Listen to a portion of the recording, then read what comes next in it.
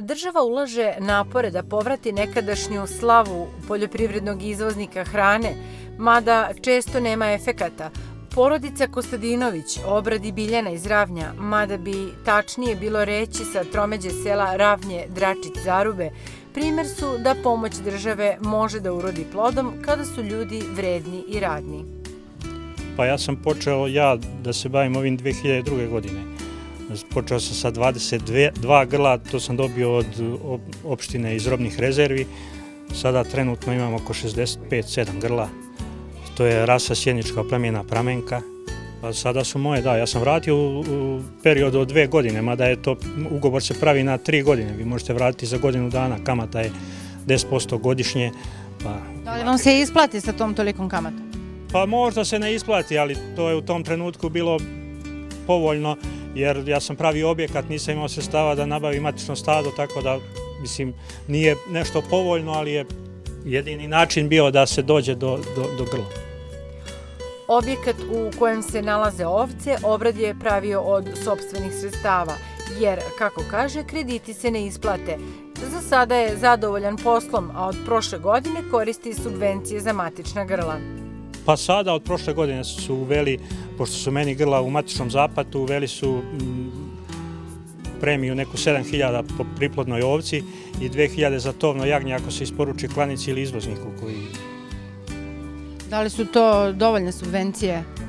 Pa iznenađujuće, mislim, to je bilo 3.000 do prošle godine, sada su povećali, znači, preko duplo. Sad, da li je to želja države da se poveća broj ovaca i kvalitet, ili vidjet ćemo da li će to i koliko potrajati.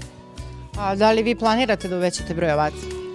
Pa ja sam negde tu na možda još 10-ak, jer meni objekat je negde za 70-80 grla. Ja bih možda i povećao, ali nemam, onda bi morao širiti objekat. Neki povoljni krediti ili pomoć opštine, države?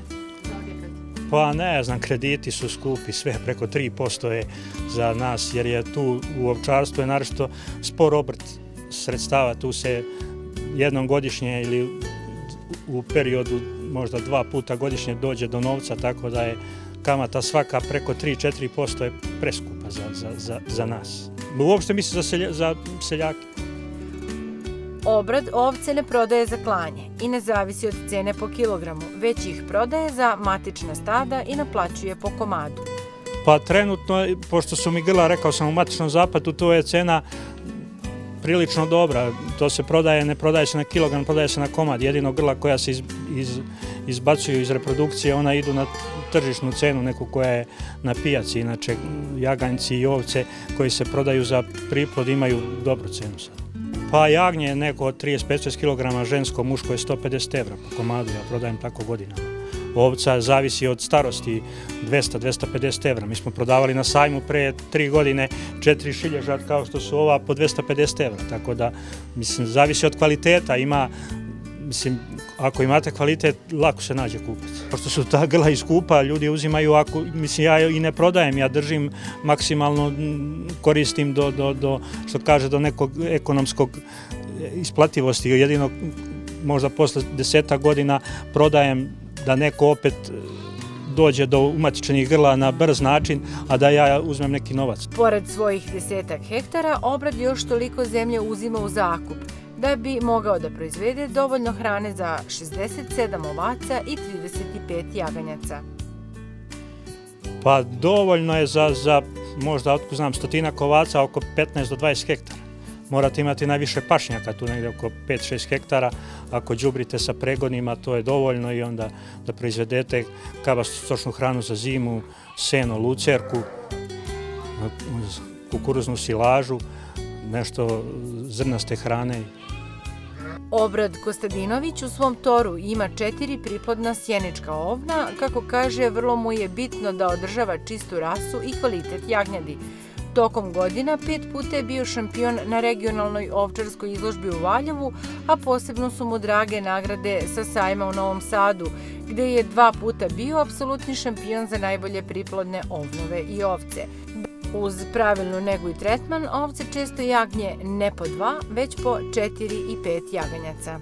vrsta veštačke oplodnje i onda se dešava vrlo često da ima više čak i od 2 jagnjeta. Neki je prosjek 2,2 se svede na celoj farmi. Sad imamo 14 ovaca, 31 jagnje, to je prosjek preko 2,2. A inače, dok nije povećana ova subvencija države, ja sam proizvodio jagnja za klanje, tako da ja proizvodim to negde jagnje se početkom oktobra, da imam oko nove godine i u januaru, pošto je tad godinama najviša cena na tržištu jagnjadi za klanje. Obradova supruga Biljana, iako je detinjstvo provela na selu, veći deo života živela je u gradu, tako da joj je rad sa ovcama novo iskustvo u životu. Radni dan počinje rano ujutro, a završava se tek kada ovce odu na spavanje. Letnji period da ih pustamo na pašu, posle jaganjci ako postoje, mislim u tom momentu.